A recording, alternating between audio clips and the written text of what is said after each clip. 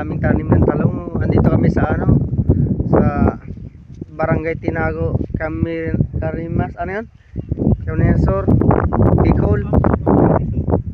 Sa Bicol, nag-harvest po kami ng ano, gulayan para dalhin namin dun sa bahay. Ayan po ang bundok na yan, oh. Makikita mo na yan, oh. Taas yun, oh. Yan, dito kami sa baba.